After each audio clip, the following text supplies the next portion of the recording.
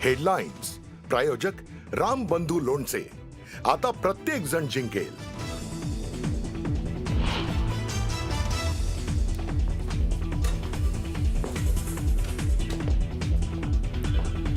शिवसेनेचे मुंबईतले नगरसेवक गटनोंदणीसाठी आज जाणार नाहीत। शिवसेना आणि भाजपचे नगरसेवक एकत्र शक्ती प्रदर्शन करत गटनोंदणी करणार। वरिष्ठ सूत्रांची न्यूज 18 मराठीला माहिती।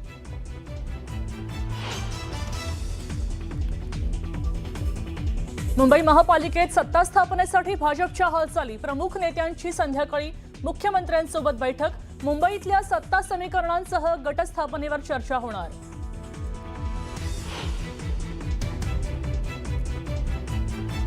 पुण्यातला भाजपचा गटनेता आज ठरणार। भाजपच्या सगळ्या 119 नगरसेवकांची आज बैठक। 6 फेब्रुवारीला पालिकेत भाजपचा महापूर बसणार।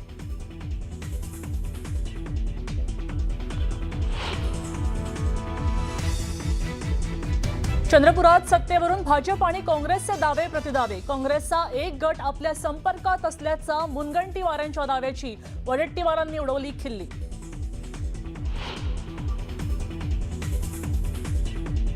जितेंद्र आव्हाडांची मुंबऱ्यात आज रॅली आणि जाहीर सभा। मुंबऱ्यात होणाऱ्या रॅलीवेळी सहर शेखच्या विधानावर आव्हाड काय बोलणार याकडे राज्याचं लक्ष।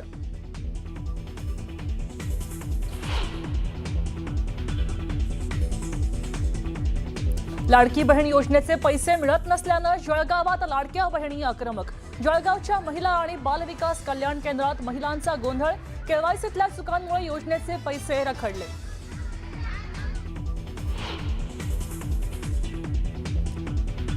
मुंबईतल्या बोरिवली इथल्या संजय गांधी नॅशनल पार्क परिसरामध्ये स्थानिक आदिवासी नागरिक आणि वनविभाग यांच्यामध्ये संघर्ष। अतिक्रमण हटवण्याच्या कारवाई दरम्यान परिसरात तणावाचं वातावरण।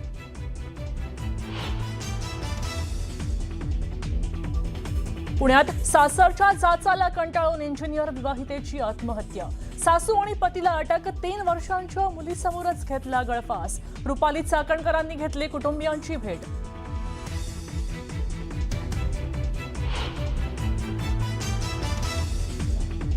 विक्रोळीत 3 वर्षीय चिमुकलीचा रस्त्या शेजारीला स्पीकर कोसळल्यानं दुर्दैवी मृत्यू। धक्कादायक घटना सीसीटीव्हीमध्ये कैद। चिमुकलीच्या मृत्यूमुळे कुटुंबियांवर शोककळा।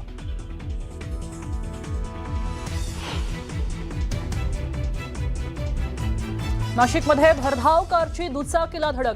भीषण अपघातात दुचाकीवरचे दोघे गंभीर जखमी। हिट अँड रनचा थरार सीसीटीव्हीमध्ये कैद।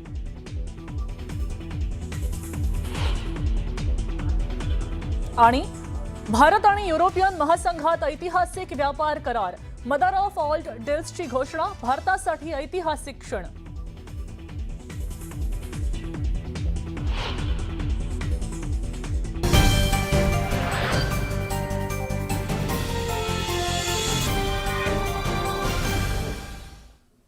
नमस्कार, मी मृगावर्तक। आपण पाहत आहात न्यूज 18 मराठी, आवाज महाराष्ट्राचा। या बातमीपत्रामध्ये अनेक महत्त्वाच्या बातम्या आहेत। पहिली बातमी आहे मुंबई महापालिकेतल्या शिवसेनेचे सगळे नगरसेवक आज नवी मुंबई इथल्या कोकण भवनामध्ये नोंदणी करण्यासाठी जात आहेत।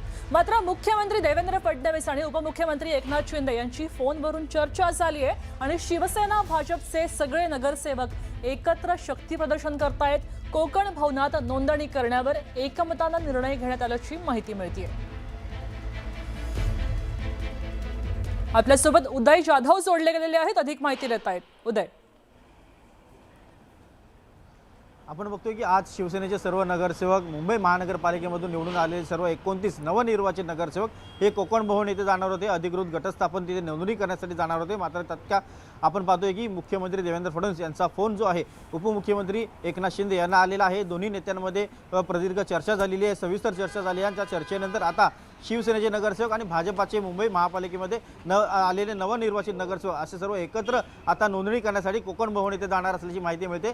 पुढील 2 दिवसात ही प्रक्रिया पार पडणार आहे। त्यासाठी आता बघावं लागेल पुढच्या 2 दिवसानंतर आता नगरसेवक जे आहेत महायुतीचे म्हणजे शिवसेना आणि भाजपचे नगरसेवक एकत्र शक्ती प्रदर्शन करत नवी मुंबईतील कोकण भवनमध्ये जाणार आहेत अधिकृत नोंदणी करण्यासाठी। आणि आज सकाळपासून खरं तर रेलचेल सुरू झाली होती बाळासाहेब भवन येथे। आपण इथे माझ्या मागे पाहत असाल ही बस आहे, ही बस शिवसेनेची बस आहे। शिवसेनेच्या सर्व नगरसेवकांना याच बसमधून नवी मुंबई येथील कोकण भवनमध्ये घेऊन जाणार होते। मात्र नोंदणी करण्यापूर्वीच या नगरसेवकांना आदेश आलेला आहे त्यांच्या नेत्यांकडनं की आज नोंदणी जी आहे ती होणार नाही, आज करायची नाहीये। तर 2 दिवसानंतर भाजपासोबत म्हणजे भाजपचे सर्व मुंबई महापालिकेतील जे नवनिर्वाचित नगरसेवक आहेत त्या सर्वांसोबत शिवसेनेचे सर्व नगरसेवक एकत्र शक्ती प्रदर्शन करत कोकण भवन येथे जातील आणि तिथे ते गटाची स्थापना करतील आणि नोंदणी देखील करणार असल्याची माहिती मिळते। आपण पाहतो की मुंबई महानगरपालिका निवडणूक निकाल लागल्यानंतर काहीसं सत्ता स्थापनेसाठी महायुतीमध्येच काहीशी चढाओढ जी आहे ती लागली होती। महापौर कोणाचा बसणार, इतर समित्या ज्या आहेत त्यामध्ये जागा वाटप कसं केलं जाणार या संदर्भातली चर्चेला खूप उधाण आलं होतं। काहीसं एक नाराजीचा सूर देखील प्रकट झाला होता। मात्र अद्याप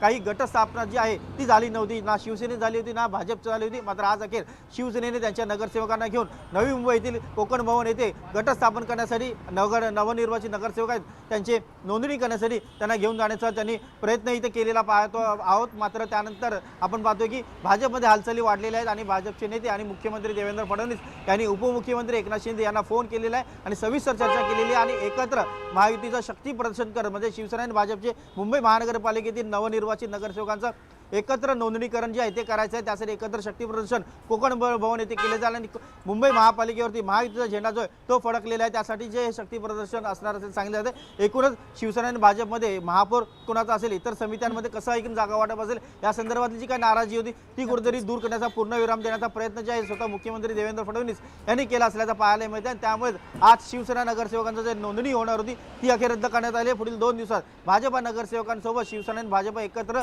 नोंदणी आहे ती कोकण भवन येथे करणार असल्याची माहिती मिळते। एकूणच महायुतीचे शक्ती प्रदर्शन यावेळेला केलं जाणार असल्याची माहिती मिळते। मुख्यमंत्री देवेंद्र फडणवीस आणि उपमुख्यमंत्री एकनाथ शिंदे यांच्यामध्ये फोनवरती जी चर्चा झालेली आहे ती चर्चा सकारात्मक झाली आणि त्यानंतर हा निर्णय जो आहे दोन्ही नेत्यांनी घेतल्याचं समजतं आहे। धन्यवाद उदय सविस्तर माहितीसाठी। तेव्हा आता भाजप आणि सेनेची युती होतीये असं दिसतंय चित्र।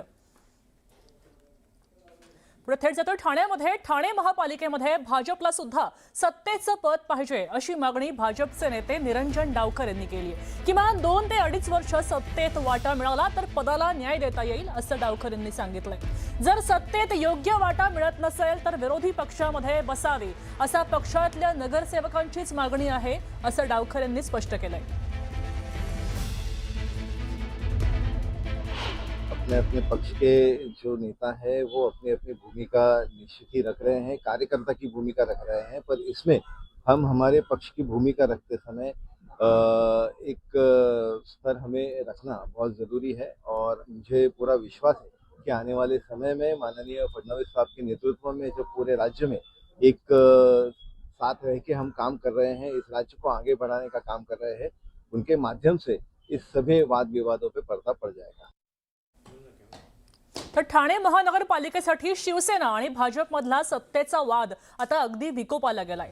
ठाण्यामध्ये महापौर पद निवडणूक लांबणीवर पडण्याची शक्यता आहे।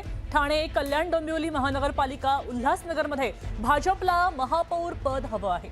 अंबरनाथचा राग काढत उल्हासनगर आणि केडीएमसी मध्ये शिवसेनेनं स्वतंत्र गट स्थापन केलेत आणि सत्तेचा दावाही ठोकलाय। ठाणे मनपामध्ये सुद्धा शिवसेनेनं वेगळा गट स्थापन केलाय आणि महापौर बसवायची तयारी सुद्धा केली आहे। ठाणे जिल्ह्यामध्ये शिवसेना भाजपमध्ये आलबेल नाहीये हे अनेकदा स्पष्ट झालंय। ठाणे जिल्ह्यातल्या या वादाचा परिणाम मुंबई मनपामध्ये सत्ता स्थापनेला होईल असं सध्या चित्र दिसतंय। तर मनपा इथं भाजपला महापौर पद पाहिजे आणि कल्याण डोंबिवली महानगरपालिकेमध्ये त्याचबरोबर उल्हासनगर महानगरपालिकेमध्ये भाजपला महापौर पद पाहिजे। आता हा वाद विकोपाला गेलाय आणि ठाणे जिल्ह्यामध्ये भाजप आणि शिवसेनेमध्ये महापौर या विषयावरनं संभाषणच नाहीये, बैठक नाहीये, चर्चा सुद्धा नाहीये। तेव्हा अंबरनाथचा राग काढत उल्हासनगर आणि केडीएमसी मध्ये शिवसेनेनं स्वतंत्र गट स्थापन केले आणि सत्तेचाच दावा केलाय। त्याचबरोबर ठाणे मनपामध्ये सुद्धा शिवसेनेनं वेगळा गट स्थापन केलाय आणि महापौर बसवायची तयारी केली आहे। ठाणे जिल्ह्यामध्ये आपण पाहतोय शिवसेना भाजपमध्ये आलबेल नाहीये हे अनेकदा स्पष्ट झाले। आपल्यासोबत अजित पांढरे जोडले गेलेले आहेत। अजित, या ठिकाणी आपण पाहतोय की काही आलबेल नाहीये तेव्हा स्वतंत्र गट स्थापन करणं सुरू आहे, अधिक माहिती द्याल? कोकण आयुक्त कार्यालयामध्ये शिवसेनेनं फक्त स्वतंत्र गट स्थापन केला नाही तर सत्तेकरता त्यांचं संख्याबळ किती आहे याचं पत्र देखील एकत्रितपणे अनेक पक्षांना घेऊन त्यांनी दिलेलं आहे। यामध्ये वारंवार त्यांच्याकडून म्हणण्यात आले की महायुती म्हणून आम्ही एकत्र आहोत, भाजप आमच्या सोबत आहे, पण भाजप आणि शिवसेना यांच्यामध्ये सत्तेबाबत जी समीकरणं आहेत, कोणाला कोणतं पद जाईल, किती वर्षाकरता जाईल, याबाबत अजून कोणतीही चर्चा झालेली नाहीये. आणि त्या पार्श्वभूमीवरती जर सत्ता स्थापना करता कोणीही दावा केला नाही तर मात्र ही निवडणूक जी आहे महापौर पदाची ती पुढे जाऊ शकते आणि त्याचा परिणाम हा मुंबईतल्या महापौर निवडीवर देखील होऊ शकतो. कारण का जिथं ठाण्यामध्ये जिथं मुंबईमध्ये सगळ्यात मोठा पक्ष म्हणून भाजप समोर आलेला आहे, भाजप आणि शिवसेना मिळून त्या ठिकाणी महापौर बसू शकतात. पण तिथं देखील महापौर पद या विषयावरून भाजप आणि शिवसेनेमध्ये अजूनही कोणती स्पष्टता नाहीये. कोणाला किती वर्ष देणार का फक्त भाजपच महापौर पद घेणार यावरून स्पष्टता नाहीये आणि त्याचाच परिणाम हा ठाणे जिल्ह्यातल्या या सगळ्या उल्हासनगर, कल्याण डोंबिवली आणि ठाणे महानगरपालिकेवर होताना दिसतोय.